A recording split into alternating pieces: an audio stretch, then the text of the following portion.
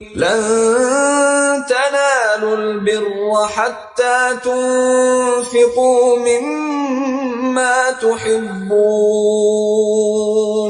وما تنفقوا من شيء فإن الله به عليم كل الطعام كان حلا لبني إسرائيل إلا ما حرم إسرائيل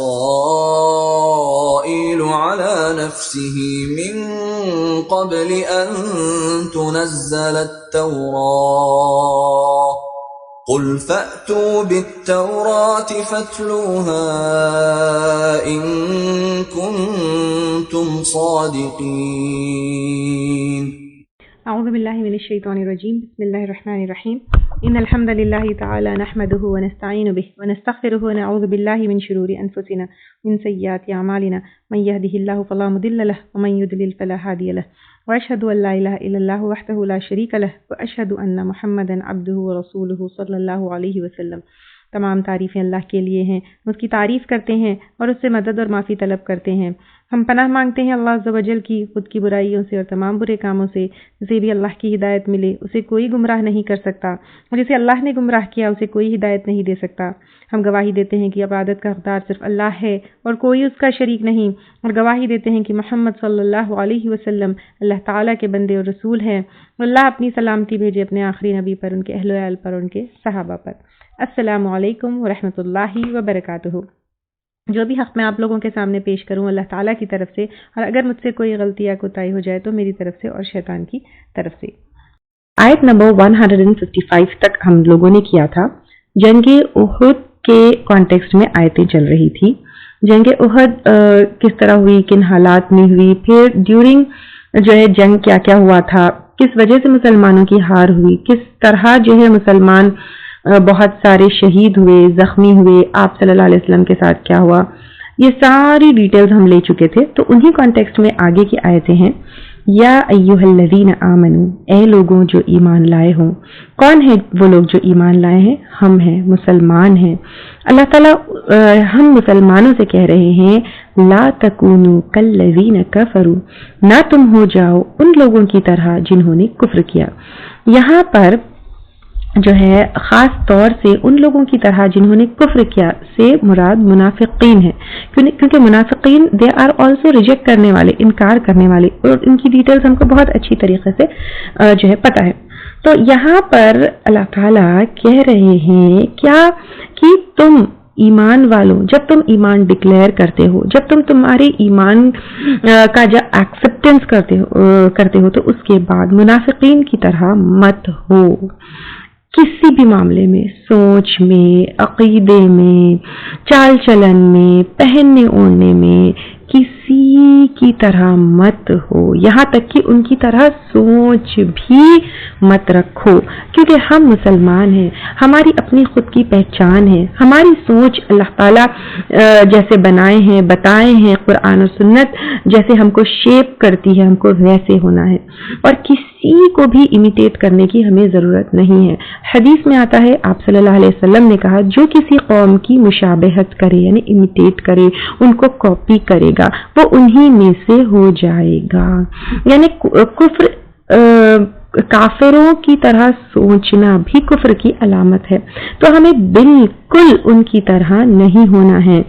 وہ لوگ کیسے ہیں؟ وقالوا، اور انہوں نے کہا، لاخوانہم، واسطے اپنے بھائیوں کے. یہاں پر بھائیوں سے مراد اپنے ساتھیوں کے. ان لوگوں نے اپنے ساتھیوں سے کیا کہا؟ اذا ضربوا، جب وہ چلے پھرے، فی الارض، زمین میں، او کانوا، یا تھے وہ، غزن، لڑنے والے، یعنی یہاں پر جنگ میں لڑنے والے. لو کانوا عندنا، اگر وہ ہوتے ہمارے پاس، ما ماتو، نہ وہ مرتے، وما قتلوا، نہ وہ قتل کیے جاتے. یعنی یہ منافقین اپنے ساتھیوں سے کہتے کہ اگر تم جنگ پہ نہ جاتے، جیسے عبداللہ بن ابی تھا اور اس کے ساتھی تھے، وہ لوگ لوٹ گئے تھے نا جنگ احد سے، تو ان لوگوں نے کہا اگر تم ہمارے ساتھ لوٹ جاتے، اگر تم جنگ پہ نہیں جاتے تو پھر تم نہیں مرتے، لیجعل اللہ، تاکہ کر دے اللہ تعالیٰ، ذالک، اس کو، حسرتاً، حسرت کا سبب، فی قلوبہم، ان کے دل میں۔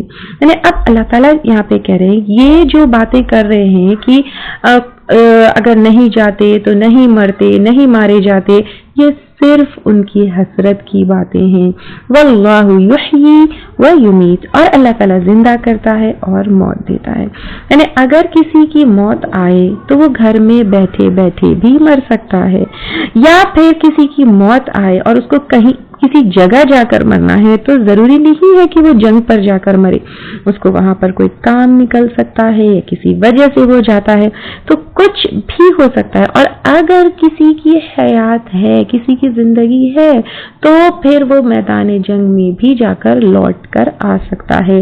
خالد بن ولید رضی اللہ تعالیٰ عنہ ساری زندگی جنگ لڑتے رہے، لیکن موت کے وقت وہ گھر پر تھے۔ وہ خود سے کہتے میرے جسم پر ایک بالش جگہ نہیں ہے کہ تلوار اور نیزے کا زخم سے خالی ہو، آج اونٹ کی طرح گھر پر مر رہا ہوں۔ ہم جیسے کہتے ہیں نا، اگر وہ ڈاکٹر کے پاس ٹائم پر چلے جاتے، کاش وہاں نہیں جاتے، یہ ساری ہماری حسرتیں ہیں، ہماری باتیں ہیں، لیکن جس کی جب موت آتی ہے اللہ تعالیٰ اس کو تب موت دیتے ہیں، اور جس کو جب زندہ رہنا ہے وہ زندہ رہتا ہے۔ حدیث میں آتا ہے جس کی موت کوئی مقام پر رہتی ہے اس کے لیے اللہ کوئی دین یا دنیا کا کام وہاں نکالتے ہیں۔ تو اب یہاں پر کیا ہے، ہم چاہے جو بھی کہہ لے، جو بھی کر لے، کاش کہے ایسا نہیں تو ایسا، ایسا نہیں تو ایسا، بٹ جب موت آنا ہے تب موت آتی ہے۔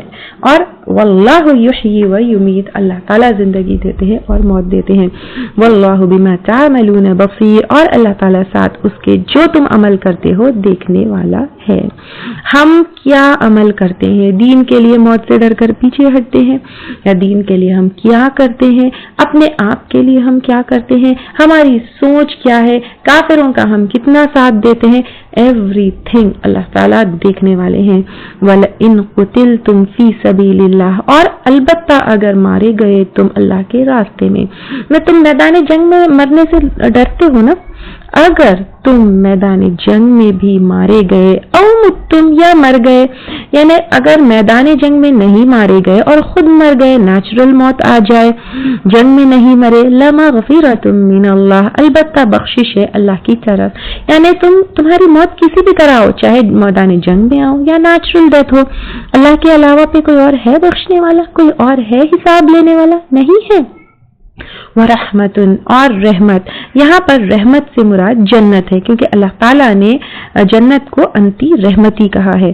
تو اب رحمت خیر مما یجمعون، بہتر ہے اس سے وہ جمع کر رہے ہیں، یعنی اللہ تعالیٰ کہہ رہے ہیں کہ جنت جو تم جمع کر رہے ہیں اس سے بہتر ہے۔ آج بیٹھیے سوچئے، انفیکٹ لسٹ بنائیے کہ آپ کیا کیا جمع کر رہے ہیں، سونا، پیسہ، چاندی، برتن، گھر، زیور، کپڑے، بینک اکاؤنٹ میں کیا کیا ہے، تو کیا جمع کر رہے ہیں، سب کچھ سوچئے۔ سب سے بہتر جنت ہے، اور جنت عطا کرنے والے کون ہے؟ اللہ تعالیٰ ہے۔ اللہ تعالیٰ کو چھوڑ کر ہم کہاں جائیں گے؟ اللہ سے بچ کر ہم کہاں جائیں گے؟ اللہ سے بچ کر یا چھوڑ کر کہیں جائیں گے تو کیا پائیں گے؟ اگر جان اللہ کی راہ میں چلی بھی گئی تو بدلے میں جنت ملے گی، وہ جنت which is خیر مما یجمعون۔ جان بچا کر دنیا میں خوب سمیٹ بھی لوگے تو کیا فائدہ ہوگا، کیونکہ اللہ کی رحمت اور جنت خیر مما یجمعون۔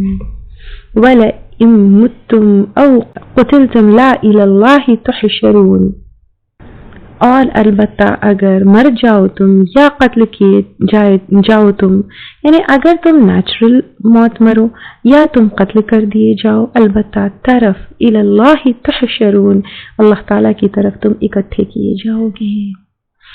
کہاں جاؤ گے؟ جان بچا کر اللہ تعالیٰ سے بچ کر کہاں جاؤ گے؟ پلٹ کر تو اللہ کے پاس جانا ہے، اکٹھے تو وہی ہوگے، حساب کتاب تو وہی ہوگا۔ فما رحمت من اللہ، بس بوجہ اس کے جو رحمت ہے طرف اللہ کی، لنت لہم، تم نرم دل ہو ان کے لیے۔ یہاں پہ آپ صلی اللہ علیہ وسلم کی بہت پیاری خاصیت بتائی جا رہی ہے، بس بوجہ اس کے جو رحمت ہے اللہ کی طرف سے تم کیا ہو، ان کے لیے نرم دل ہو۔ آپ صلی اللہ علیہ وسلم کا نرم دل ہونا بہت، یا پھر لمتا جو تا ہے وہ آپ صلی اللہ علیہ وسلم ہے، تو آپ صلی اللہ علیہ وسلم کا نرم دل ہونا بہت بڑی رحمت ہے۔ تو اگر ہم بھی اپنے آس پاس کے لوگوں کے لیے، اپنے گھر والے، اپنے بچے، اپنے دوست، اپنے احباب، ہم جس کے ساتھ کام کرتے ہیں ان کے لیے اگر رحمت بننا چاہتے ہیں، زحمت نہیں، تو ہمیں بھی نرم دل ہونا چاہیے۔ اور اگر نرم دلی سے کام نہیں لیں گے تو پھر کیا ہوگا، آگے کی اس آیت میں بھی بتایا جا رہا ہے، وَلَوْ كُنْتَ فَظًّا غَلِيظَ الْقَلْبِ، اور اگر ہوتے تم تنخو یعنی بد اخلاق، سخت یعنی سنگ دل، لَنْفَضُّوا البتہ منتشر ہو جاتے یعنی دور ہو جاتے، من حولک تیرے پاس سے۔ یعنی یہاں پر اللہ تعالیٰ کہہ رہے کہ اگر آپ صلی اللہ علیہ وسلم بہت سخت دل ہوتے، اسٹرکٹ ہوتے، ان کے ساتھ نرم دلی سے کام نہیں لیتے تو سب صحابہ کرام ان سے دور ہو جاتے۔ تو اگر ہمارے آس پاس کے لوگ ہم سے بھاگ رہے ہیں، دور ہو رہے ہیں، تو کہیں ہماری سخت دلی تو نہیں ہے؟ فاعفو عنہم، پس درگزر کیجیے ان سے، واستغفر لہم، اور بخشش مانگیے ان کے لیے، وشاورہم فی الامر، اور مشورہ کیجیے ان سے معاملے میں، یعنی ان فیوچر ان سے مشورہ کیجیے، کیونکہ یوزولی کیا ہوتا ہے، ایک بار مشورے میں نقصان ہو گیا تو ہم نیکسٹ ٹائم ان سے مشورہ نہیں لیتے، لیکن اللہ تعالیٰ کہہ رہے ہیں کہ نہیں، یہاں پر ایک مسلمان کی کوالٹیز کیسی ہونا چاہیے، ایک لیڈر کی کوالٹی کیسی ہونا چاہیے، یہ بتایا جا رہا ہے۔ نمبر 1 نرم دل ہونا ہے، نمبر 2 بد اخلاق نہیں ہونا ہے، سخت دل نہیں ہونا ہے، درگزر کرنے والا ہونا ہے، پھر بخشش مانگنے والا، یعنی اتنی خیر خواہی کہ ہمارے ساتھ ہمارے جو لوگ ہیں ان کے لیے بھی بخشش مانگنا ہے، پھر ڈکٹیٹ نہیں کرنا ہے، مشورہ کرنے والا ہونا چاہیے، لیکن وہ مشورہ قرآن اور سنت کے خلاف نہیں ہونا چاہیے۔ تو آپ دیکھیے، تو ایک لیڈر، اور ہم جس کے اوپر بھی ہو، جیسے اگر ہم اپنے ساتھیوں کے ساتھ کام کرتے ہیں، ہمارے نیچے کوئی لوگ کام کرتے ہیں، یا ایون گھر میں ہمارے بچوں کے لیے ہم تو رول ماڈل ہوتے ہیں نا، تو ہمیں بھی ایسے ہی ہونا چاہیے، اپنے بچوں کے لیے بھی، اپنے گھر والوں کے لیے بھی، اپنے ساتھ کے کام کرنے والوں کے لیے بھی کیسے نرم دل، بد اخلاق نہیں ہونا ہے، سخت دل نہیں ہونا ہے، بلکہ نرم دلی سے کام کرنا ہے، درگزر کرنے والے، بخشش مانگنا، اتنی خیر خواہی کی بخشش مانگنے والے، پھر ڈکٹیٹ نہیں کرنا ہے، مشورہ کرنے والے، لیکن یہ مشورہ should not go against Quran and سننا۔ You have to sort out many things، تو ان کو مشورے کے ساتھ کرنا ہے۔ بہت سارے لوگوں کی عادت ہوتی ہے کہ مشورہ نہیں کرتے ہیں، لیکن آپ صلی اللہ علیہ وسلم کا ہمیشہ طریقہ یہ رہا کہ آپ ہر کام میں مشورہ کرتے، پھر فائنل ڈیسیشن لیتے، کیونکہ فائنل ڈیسیشن تو لیڈر کا ہوگا۔ اور تورات میں آپ صلی اللہ علیہ وسلم کی انہی صفات کا ذکر ہے جو قرآن میں، کہ آپ سخت زبان نہ تھے، سخت دل، تورات میں ذکر تھا کہ جو آخری نبی ہوں گے وہ سخت زبان نہ ہوں گے، سخت دل نہ ہوں گے، بازاروں میں شور مچانے والے نہ ہوں گے، اور برائی کا جواب برائی سے دینے والے نہ ہوں گے، بلکہ عفو و درگزر کرنے والے ہوں گے۔ اور عائشہ رضی اللہ تعالیٰ عنہ کہتی ہے، میں نے آپ صلی اللہ علیہ وسلم سے بڑھ کر کسی کو مشورہ کرنے والا نہیں پایا۔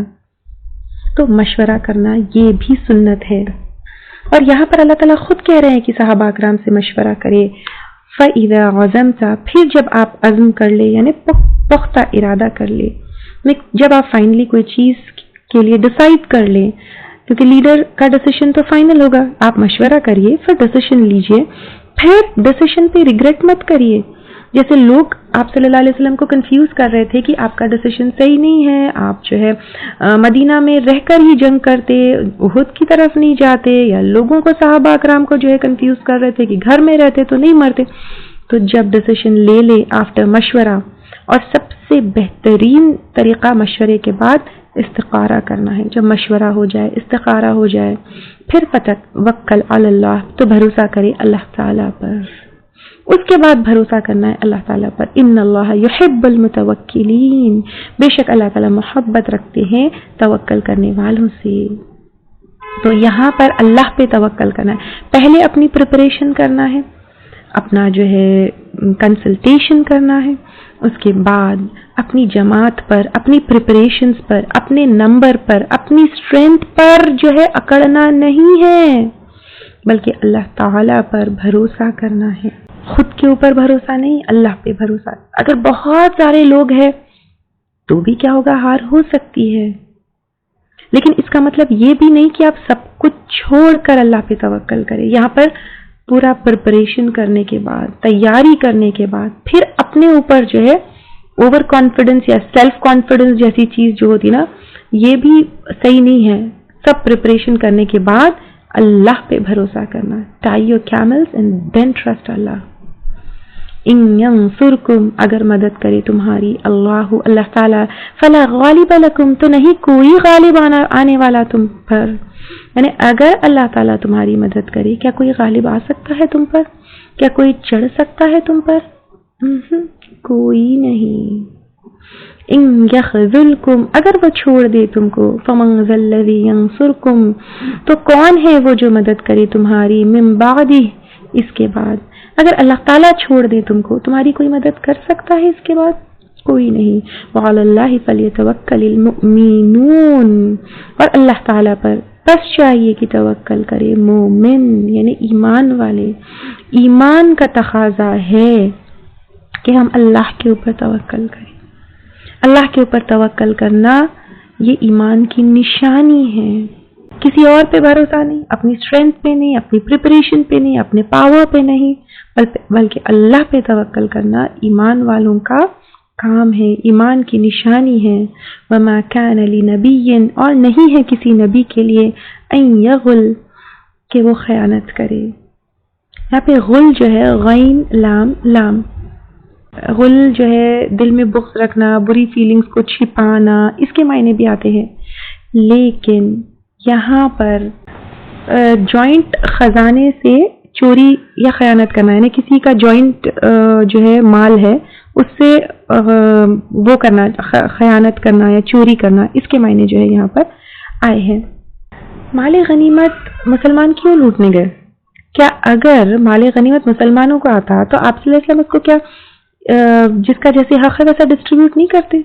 تم کیا سمجھ گئے تھے؟ اسلام جو ہے دور جاہلیت کی طرح نہیں ہے کہ جو جس کا ہاتھ لگ گیا وہ اس کا ہو گیا. مال غنیمت پورا جو ہے ایک جگہ ہوتا، آپ صلی اللہ علیہ وسلم کے پاس آتا، آپ صلی اللہ علیہ وسلم کو انصاف کے ساتھ سب میں ڈسٹریبیوٹ کرتے. وہ خیانت نہیں کرتے. وَمَن يُغْلِلْ، اور جو کوئی خیانت کرے گا، یأتی بما غل، وہ لے آئے گا ساتھ اس کے جو اس نے خیانت کی، یوم القیامہ، قیامت کے دن. یعنی اگر کوئی خیانت کرے گا، ایون اف اٹ از آپ صلی اللہ علیہ وسلم، حالانکہ آپ صلی اللہ علیہ وسلم ہرگز نہیں کریں گے ایسا، اگر وہ کرتے یا کوئی بھی انسان کرے گا، یہاں پہ آپ صلی اللہ علیہ وسلم ہرگز نہیں کریں گے. یہ کلیئر کر دیا گیا کہ تم کیوں مال غنیمت لوٹنے گئے، تمہارا حق جو ہوتا وہ ملتا ضرور. اور پھر یہاں پہ آگے بتا دیا جا رہا ہے کہ اگر کوئی خیانت کرے گا تو پھر قیامت کے دن وہ اس کے پاس پلٹ کر آئے گا. خیانت کیا ہوا مال اس کی گردن پر ہوگا.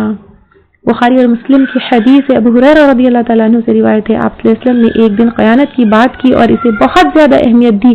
پھر کہا ایسا نہ ہو کہ تم میں سے کوئی قیامت کے دن میرے سامنے اس حال میں آئے کہ اس کی گردن پر اونٹ ہو جو چیخ رہا ہو اور یہ کہہ رہا ہو، رسول اللہ میری مدد کیجئے، جو میں کہوں گا آج میں کچھ نہیں کر سکتا، میں نے تمہیں آگاہ کر دیا تھا.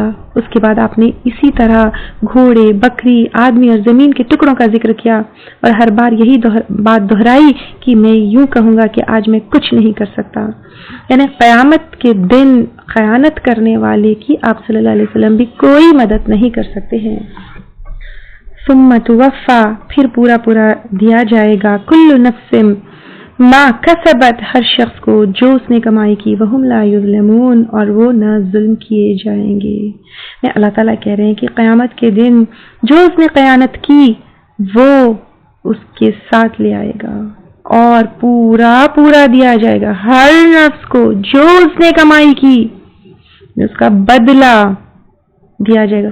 وَهُمْ لَا يُظْلَمُونَ، اور نہ وہ ظلم کیے جائیں گے، یعنی اگر کسی کے ساتھ وہاں پر برا معاملہ ہوگا تو وہ ظلم نہیں ہوگا، بلکہ وہ وہی ہوگا جو اس نے کیا، اس کا بدلہ ملے گا۔ أَفَمَنِ اتَّبَعَ رِضْوَانَ، کیا بھلا جو پیروی کرے رضا کی، اللہ کی، کمن باء، اس شخص کی طرح ہو سکتا ہے جو پلٹے بسخط من اللہ، ساتھ ناراضگی کے اللہ کی طرف سے، ومأواہ جہنم، اور ٹھکانہ اس کا جہنم ہے۔ یعنی جو اللہ تعالیٰ کی رضا کے لیے کام کرے یا پھر جو اللہ تعالیٰ کی ناراضگی کے والے کام کرے، کیا دونوں برابر ہو سکتے ہیں؟ دونوں برابر نہیں ہو سکتے ہیں۔ اعمال میں الگ ہے تو پھر اللہ کے پاس درجوں میں ایک جیسے کیسے ہو سکتے ہیں؟ وَبِئْسَ الْمَصِيرُ، اور کتنی بری لوٹنے کی جگہ ہے۔ کوئی کام اللہ کی رضا کے لیے یا ایسی نیت یا ایسا ایکشن جس سے اللہ ناراض ہو جائے، دونوں برابر نہیں ہو سکتے ہیں۔ بظاہر لگتا ہے کہ سیم کام کیا، جیسے جنگ میں ہے، اگر مال غنیمت کے لیے جنگ کی اور اگر رضا کے لیے اللہ کی جنگ کی، یا بہادری یا نام کمانے کے لیے جنگ کیا، بظاہر سیم ایکشن لگ رہا ہے، بٹ نیت اللہ تعالیٰ جانتے۔ تو ایکشن سیم ہے لیکن انٹینشن ڈفرنٹ ہے، تو پھر کیا جو ہے اللہ کے پاس دونوں سیم درجوں پہ ہوں گے؟ نہیں۔ It could be like listening to this lecture also, it could be for anything, it could be giving صدقہ، یا آپ کچھ بھی کام کر رہے ہیں، اٹ کوڈ بی کہ آپ جو ہے نماز پڑھ رہے ہیں، آپ کس لیے کر رہے ہیں؟ اللہ کی رضا کے لیے یا کوئی اور انٹینشن ہے؟ اگر کوئی اور انٹینشن ہے تو پھر وہ برابر دونوں نہیں ہو سکتے ہیں۔ تو یہاں پر یہی بتایا جا رہا ہے کہ آپ صلی اللہ علیہ وسلم مال غنیمت کی تقسیم اللہ کی رضا کے لیے اکارڈنگ ٹو اللہ انسٹرکشن کریں گے۔ صحابہ کرام کو پریشان ہونے کی کوئی بات ہی نہیں تھی وہاں پر۔ تو جو لوگ اپنی انٹینشنز کے ساتھ کام کرتے ہیں، ہم درجات عند اللہ، وہ درجے میں ہے اللہ کے نزدیک، اکارڈنگ ٹو انٹینشنز درجوں میں ہوں گے۔ جنت کے بھی 100 درجے ہیں، جہنم کے بھی درجے ہیں، اور نچلا درجہ درکل اسفل جہاں پہ منافقین ہوں گے۔ تو according to intentions and actions Allah تعالیٰ ان درجوں میں پلیس کریں گے، جنت میں بھی جہنم میں بھی۔ واللہ بصیر بما یعملون، اور اللہ تعالیٰ دیکھنے والا ہے ساتھ اس کے جو وہ عمل کر رہے ہیں۔ اللہ تعالیٰ کو اب کسی وٹنس کی ضرورت نہیں ہے۔ دنیا میں کوئی کیس ہوتا ہے تو ہمیں وہاں پہ ایویڈنسز جو ہے پیش کرنے ہوتے ہیں، پریزنٹ کرنے ہوتے ہیں، یا وٹنسز جو ہے لانا ہوتا ہے، پروف دینا ہوتا ہے، لیکن اللہ تعالیٰ خود دیکھنے والے، جاننے والے ہیں، تو اللہ تعالیٰ کو نہ کوئی ایویڈنس کی ضرورت ہے نہ کوئی پروف کی ضرورت ہے۔ اللہ تعالیٰ کو سب کچھ معلوم ہے، کمپلیٹ علم ہے، اور اس علم کے بنا پر اللہ تعالیٰ فیصلہ کریں گے۔ لقد من اللہ، البتہ احسان کیا اللہ تعالیٰ نے، علی المؤمنین، مومنوں پر۔ کیا احسان ہے؟ اذ بعث فیہم، جب بھیجا ان میں، رسولا من انفسہم، ایک رسول ان کے نفسوں میں سے۔ آپ صلی اللہ علیہ وسلم کو جو ہمارے پاس اللہ تعالیٰ نے رسول بنا کر بھیجا، جو انسان ہے، یہ اللہ تعالیٰ کا بہت بڑا احسان ہے۔ آپ صلی اللہ علیہ وسلم فرشتے نہیں ہیں، جن نہیں ہیں، یا اللہ تعالیٰ کی کوئی اور مخلوق نہیں ہے، اور سارے جہان کے لیے آپ صلی اللہ علیہ وسلم بھیجے گئے رسول بنا کر۔ وما ارسلناک الا رحمۃ للعالمین، تمام جہاں والوں کے لیے۔ یہ ہمارے لیے بہت بڑا احسان ہے اللہ تعالیٰ کا۔ یتلو علیہم آیاتہ، وہ پڑھتے ہیں ان پر اس کی آیات کو، یزکیہم، اور ان کا تزکیہ کرتے ہیں۔ ان پر یعنی کس پر؟ مسلمانوں پر، مومنوں پر اللہ کی آیات پڑھ کر سناتے ہیں، ان کا تزکیہ کرتے ہیں، یعنی جو برائیاں ہیں وہ دور کر کر اچھے اخلاق، اچھی چیزیں، اللہ کو راضی کرنے والے اعمال بتاتے ہیں۔ وَيُعَلِّمُهُمُ الْكِتَابَ وَالْحِكْمَةَ، اور وہ سکھاتے ہیں ان کو کتاب اور حکمت، انہیں قرآن، اور حکمت سے مراد سنت۔